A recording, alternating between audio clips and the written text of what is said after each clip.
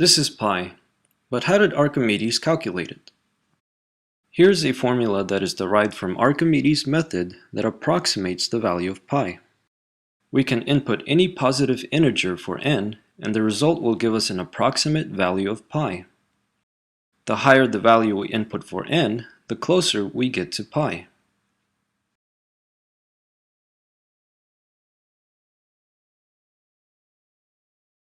So now, why does this equation work?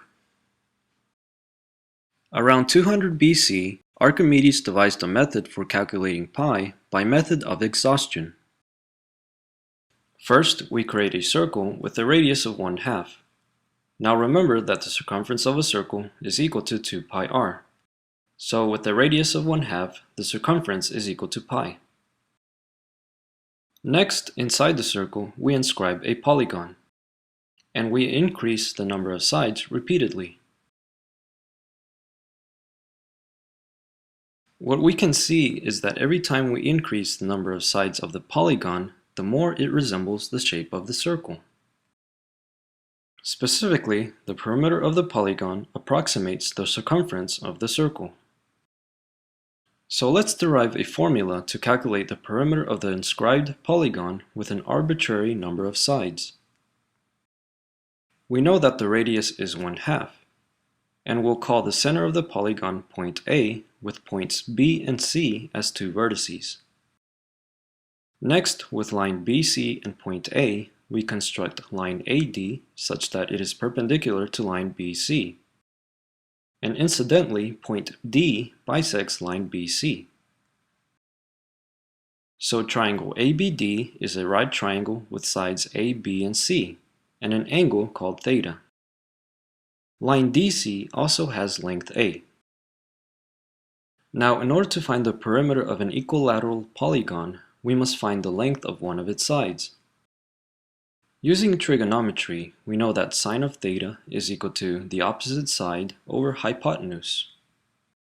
Looking at our right triangle, we can see that the side opposite angle theta is A, and the hypotenuse is 1/2. So A over 1/2 simplifies to 2A. Next, looking at one of the sides of the polygon, we can see that it is actually equal to A plus A, which simplifies to 2A. Therefore, the length of the side of a polygon is equal to sine of theta.